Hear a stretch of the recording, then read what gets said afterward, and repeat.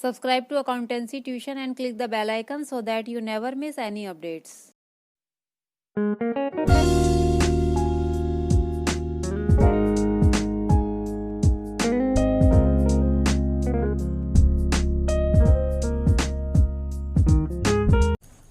Students, आज हम class 11 का chapter 14 trial balance and error start करेंगे। ये हमें क्वेश्चन में नेम ऑफ अकाउंट मेंशन है और ये इनके अमाउंट है। इन अकाउंट को हमें डेबिट और क्रेडिट साइड में लिखना है और डेबिट और क्रेडिट साइड में लिखने के लिए हमें क्लियर का फॉर्मूला यूज करना होगा। क्लियर में C फॉर कैपिटल है और कैपिटल का क्रेडिट बैलेंस होता है, L फॉर लाइबिलिटी है और लाइबिलिटी का भी क्रेडिट बैलेंस है, E फॉर एक्सपेंस है और एक्सपेंस का डेबिट बैलेंस है, A फॉर एसेट है और एसेट का भी डेबिट बैलेंस है, R फॉर रेवेन्यू है और रेवेन्यू का क्रेडिट बैलेंस है और रेवेन्यू को हम इनकम के नाम से भी जानते हैं। ठीक है, तो हमें इन 5 कैटेगरी में क्लियर के क्लासिफिकेशन में इन सारे अकाउंट्स को डिवाइड करना है। तो हम स्टार्ट करते हैं इसका सॉल्यूशन। ये ट्रायल बैलेंस का फॉर्मेट है। लेफ्ट साइड में आपको पर्टिकुलर की जगह नेम ऑफ अकाउंट लिखना है, यहाँ पे डेबिट बैलेंस के अमाउंट लिखने हैं और यहाँ पर क्रेडिट बैलेंस के अमाउंट लिखने हैं। तो सबसे पहला हमारा अकाउंट है डेटर का और डेटर को हमने क्लियर के क्लासिफिकेशन में पहले डिवाइड करके और उसके बाद उसको उसी के अकॉर्डिंग डेबिट और क्रेडिट में लिखना है। तो सन्ड्री डेटर एसेट होता है क्लियर के क्लासिफिकेशन में और एसेट हमारा डेबिट होता है, तो इसे हम डेबिट साइड में लिखेंगे 4,10,000। उसके बाद सन्ड्री क्रेडिटर है। क्रेडिटर लाइबिलिटी होती है और लाइबिलिटी को हम क्रेडिट साइड में लिखते हैं, तो लाइबिलिटी को हम लिखेंगे क्रेडिट साइड में 80,000 की। उसके बाद रेंट एंड टैक्सेस है। रेंट एंड टैक्सेस क्लियर के क्लासिफिकेशन में एक्सपेंस है और एक्सपेंस का डेबिट बैलेंस होता है, तो रेंट एंड टैक्सेस को हम डेबिट साइड में लिखेंगे 48,000। उसके बाद परचेजेस है। परचेजेस क्लियर में एक्सपेंस है और एक्सपेंस का डेबिट बैलेंस होता है, तो इस अमाउंट को हम डेबिट साइड में लिखेंगे 34 लाख।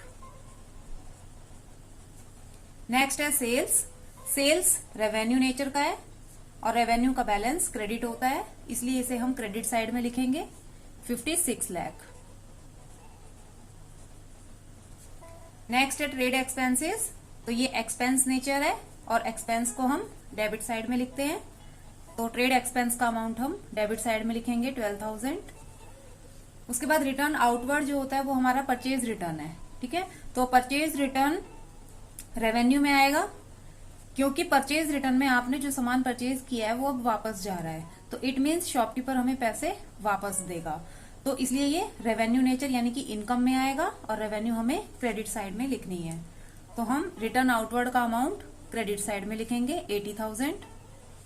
उसके बाद नेक्स्ट है रिटर्न इनवर्ड। ये हमारी सेल्स रिटर्न होती है और सेल्स में सेल्स हमारा रेवेन्यू है और सेल्स रिटर्न में जो हम सेल करते हैं वो सामान वापस आ जाता है, तो जब हमारे पास सामान वापस आ जाता है तो हमें उसको कैश बैक देना होता है, इट मीन्स वो हमारे लिए एक्सपेंस बन जाता है, तो इसलिए रिटर्न इनवर्ड को एक्सपेंस के नेचर में रखा गया है और एक्सपेंस का डेबिट बैलेंस होता है, इसलिए रिटर्न इनवर्ड को हम डेबिट साइड में लिखेंगे 1,20,000 से।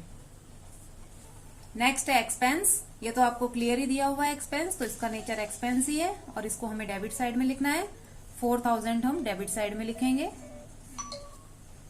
उसके बाद नेक्स्ट है motor vehicle. Motor vehicle asset होता है और एसेट का डेबिट बैलेंस है, तो इसे हम डेबिट साइड में लिखेंगे 6,50,000। उसके बाद नेक्स्ट है इलेक्ट्रिसिटी। ये एक्सपेंस नेचर का है और एक्सपेंस डेबिट साइड में लिखना है, तो ये 25,000 का अमाउंट भी हम डेबिट साइड में लिखेंगे। नेक्स्ट है स्टॉक और ये स्टॉक 1 अप्रैल 2016 का, इट मीन्स ये ओपनिंग स्टॉक है और ओपनिंग स्टॉक एसेट होता है और एसेट को हमें डेबिट साइड में लिखना है, तो 2,30,000 हम डेबिट साइड में लिख देंगे। उसके बाद नेक्स्ट है प्रीमिसेस। प्रीमिसेस बिल्डिंग की तरह ही होता है, तो एसेट नेचर का है और एसेट हम डेबिट साइड में लिखते हैं, तो 12 लाख का अमाउंट हम डेबिट साइड में लिख देंगे।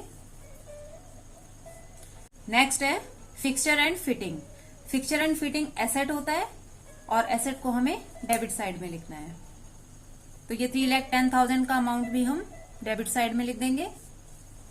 नेक्स्ट है bad debt return of. Bad debt return of वो अमाउंट होता है जो हमें डेटर से इरिकवरेबल होता है और ये एक्सपेंस होता है, तो इसलिए इसे हम डेबिट साइड में लिखेंगे।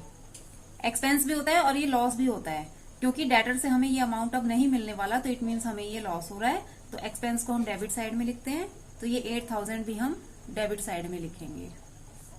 उसके बाद है next, rent received from sublet of part of premises. आपने कोई अपनी प्रीमिसेस का पार्ट रेंट पे दिया हुआ है और उससे आपको रेंट रिसीव हुआ है, इट मीन्स ये आपकी इनकम है।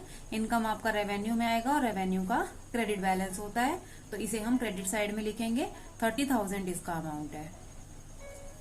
उसके बाद नेक्स्ट है लोन फ्रॉम मुकुल। मुकुल से लोन लिया गया, इट मीन्स ये आपकी लाइबिलिटी है और लाइबिलिटी का क्रेडिट बैलेंस है, तो इसे हम क्रेडिट साइड में लिखेंगे 1,50,000।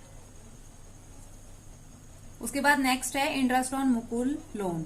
अब मुकुल के लोन के ऊपर इंटरेस्ट लग रहा है, इट मीन्स ये एक्सपेंस नेचर है और एक्सपेंस को हम डेबिट साइड में लिखते हैं, तो 15,000 का अमाउंट हमें डेबिट साइड में लिखना है।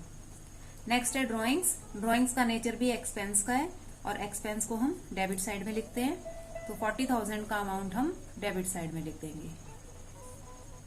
उसके बाद नेक्स्ट है cash in hand. Cash in hand asset होता है और एसेट को हम डेबिट साइड में लिखते हैं, तो 75,000 को हम डेबिट साइड में लिख देंगे। उसके बाद नेक्स्ट है स्टॉक ऑन 31 मार्च 2017 और ब्रैकेट में लिखा है नॉट एडजस्टेड। स्टॉक के केस में आपको दो बातें याद रखनी है। अगर स्टॉक के साथ नॉट एडजस्टेड या कुछ भी नहीं लिखा है तो आपने उसको अपने ट्रायल बैलेंस में इंक्लूड नहीं करना है। आपने ट्रायल बैलेंस में उसको तभी रिकॉर्ड करना है जब आपको स्टॉक के नीचे एडजस्टेड वर्ड गिवन होगा।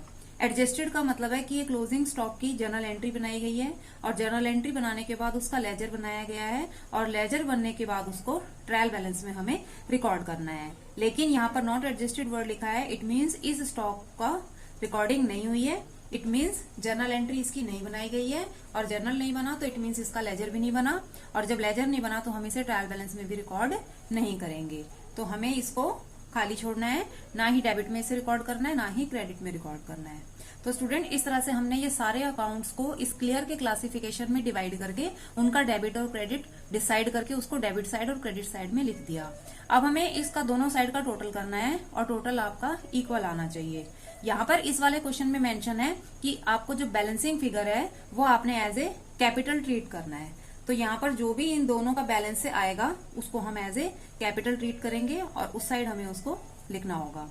अगर क्वेश्चन में ये लाइन मेंशन नहीं है कि बैलेंसिंग फिगर हमें एज ए कैपिटल लेनी है, तो नॉर्मली तो आपका दोनों साइड का टोटल अगर आप इस तरह से डेबिट और क्रेडिट करेंगे आपका मैच कर जाएगा।